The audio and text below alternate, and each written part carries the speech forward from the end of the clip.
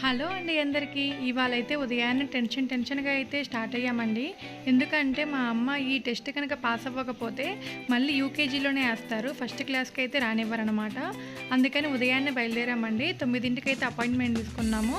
ఇక్కడ Indonesia rules ప్రకారం first క్లాస్‌కెళ్ళాలంటే 6 years above ఉండాలి. కానీ మా పాపకొచ్చేసి ఓన్లీ 5½ ఇయర్సే వచ్చింది.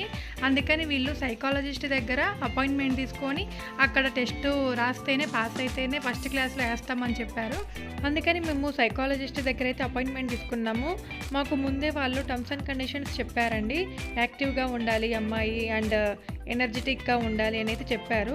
అందుకని ఉదయాన్నే పెట్టుకున్నామండి. టిఫిన్ తిన్నాక ఉదయాన్నే మనకి కొంచెం యాక్టివ్‌గా ఉంటారు కదా అనేది మేము మార్నింగ్ 9కి అయితే అపాయింట్మెంట్ అయితే తీసుకున్నాము.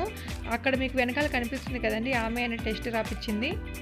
ఫస్ట్ మమ్మల్ని ఎలో చేయలేదండి ఎగ్జామ్ రూమ్‌లోకి. తర్వాత మేము వచ్చింది 8 మంత్స్ అవుతుంది.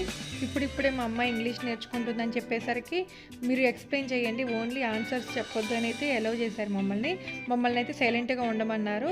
మేము సైలెంట్‌గా ఉంటే ఆమె అడిగిన క్వెషన్స్ నాకే అర్థం కాలేదండి. నేను ఆమెను అడిగాను, ఇవన్నీ P1లో ఉంటాయా, ఫస్ట్ క్లాస్‌లో ఉంటాయా అని అడిగితే అవునండి ఇంటర్నేషనల్ స్కూల్స్ కాబట్టి ఉంటాయి మ్యామ్ అని అన్నది. నాకు కూడా అనిపించింది మా అమ్మాయి ఇంకా అప్‌గ్రేడ్ అవ్వాలి అని.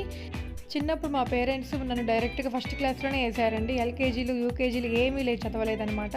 కానీ మన పిల్లల టైం వచ్చేసరికి ఎన్ని తలకాయ నొప్పులో అండి. నాకైతే ఎంత భయమేసిందో ఈ టెస్ట్ అనగానే. ఎందుకంటే సైకాలజిస్ట్ అంటేనే మనకి కొంచెం భయం అనేది ఉండదు, అన్ని క్వెషన్స్ అడుగుతారని. కానీ ఇప్పుడు చిన్న పాపని తీసుకొచ్చి సైకాలజిస్ట్ దగ్గరికి వెళ్ళమంటే ఎంత టెన్షన్‌గా ఉంటది, వాళ్ళు అడిగే ఏ క్వెషన్స్ అడుగుతారో అని.